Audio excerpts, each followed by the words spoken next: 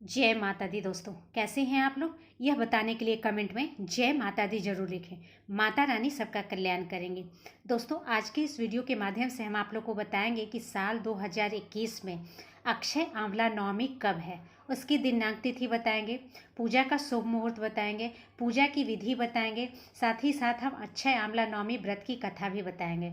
Video start करने से पहले आप लोगों से रिक्वेस्ट है, अगर अभी तक आपने मेरे इस घरेलू खबर चैनल को सब्सक्राइब नहीं किया है तो चैनल को सब्सक्राइब करेंगे। वीडियो पसंद आएगा वीडियो को लाइक करेंगे और जितना ज़्यादा से ज़्यादा हो सके मेरे इस वीडियो को शेयर करेंगे। कार्तिक मास के शुक्ल पक्ष की नौमी तिथि को आंवला नवमी मनाया जाता है। इस दिन लोग आंवले के वृक्ष की पूजा करते हैं और अपने परिवार की सुख शांति की कामना करते हैं। पौराणिक मान्यता के अनुसार कार्तिक शुक्ल पक्ष की नौमी से लेकर पूर्णिमा तक भगवान विष्णु आंवले के पेड़ पर निवास करते हैं। पुराणों की माने तो इस दिन जो भी व्यक्ति दान पुण्य करता है वो हमेशा सुखी रहता है। इतना ही नहीं, इस दिन किए गए जप तप और हवन से हमेशा के लिए अक्षय हो जाता है। अक्षय से मतलब है कि कभी समाप्त नहीं होता, इसलिए इस पेड़ की पूजा अर्चना की जाती है। इस दिन आंवले के पेड़ की पूजा करने से आरोग्यता और सुख समृद्धि बनी रहती है। आंवला नवमी को अक्षय नवमी के रूप में भी जाना जाता है। आंवला भगवान विष्णु का पसंदीदा फल है। आंवले के वृक्ष में समस्त देवी देवताओं का निवास होता है, इसलिए इसका पूजा करने का विशेष महत्व है। आपको बता दें कि साल 2021 में अक्षय आंवला नवमी 12 नवंबर को है। इसी दिन के साथ भारत के दक्षिण एवं पूर्व में जगधात्री पूजा का महापर्व शुरू हो जाता है। यह पर्व भी बड़े जोरों शोरों से मनाया जाता है।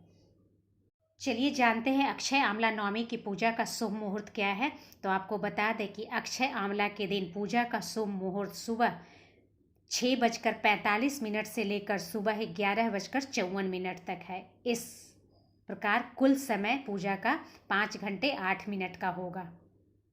पूजा की विधि क्या है? तो नवमी के दिन महिलाएं सुबह से स्नान ध्यान कर आंवला के वृक्ष के नीचे पूर्व दिशा में मुँह करके बैठती है। आंवला वृक्ष की पूजा के दिन अक्षय आंवला नवमी के दिन सुबह स्नान आदि से निवृत्त होकर साफ एवं स्वच्छ वस्त्र पहने।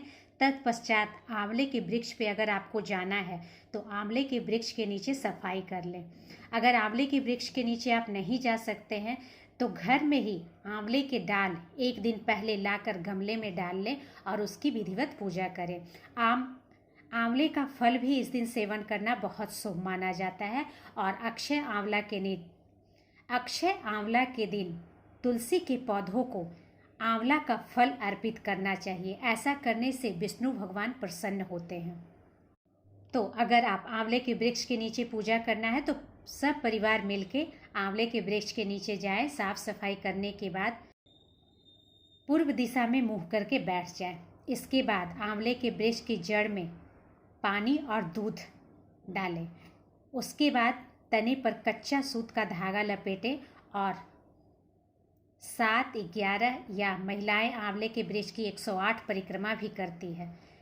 पूजा करने के उपरांत व्रत की कथा अवश्य सुने, ब्राह्मणों को दान दें। उसके बाद आंवले के पेड़ के नीचे बैठकर सब परिवार भोजन ग्रहण करें। अगर किसी कारणवश इस दिन आप आंवले के पेड़ की पूजा नहीं कर पा रहे हैं तो उसके नीचे बैठकर भोजन ग्रहण अवश्य करें। और ये भी नहीं कर पा रहे हैं तो आंवला इस दिन जरूर सेवन करें। आंवला नवमी के दिन कुष्मांड का दान अवश्य करना चाहिए, यह बहुत शुभ माना जाता है। इस दिन ब्राह्मणी औरत को सुहाग का सामान, खाने की चीज़ और पैसे दान में देना अच्छा मानते हैं। चलिए अब जानते हैं अक्षय आंवला नवमी व्रत की कथा क्या है। एक व्यापारी और उसकी पत्नी जो काशी में रहते थे, उसकी कोई संतान नहीं थी।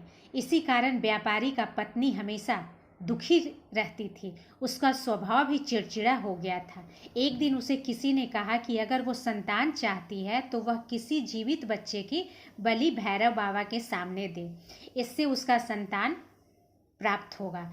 उसने यह बात अपने पति से कही, लेकिन पति को यह बात फूटी आंख न भाई। पर व्यापारी की पत्नी को संतान प्राप्ति की चाह ने इस तरह से बांध दिया था कि उसने अच्छे बुरे की समझ को ही त्याग दिया और एक दिन एक बच्चे को बलि भैरव बाबा के सामने दे दी।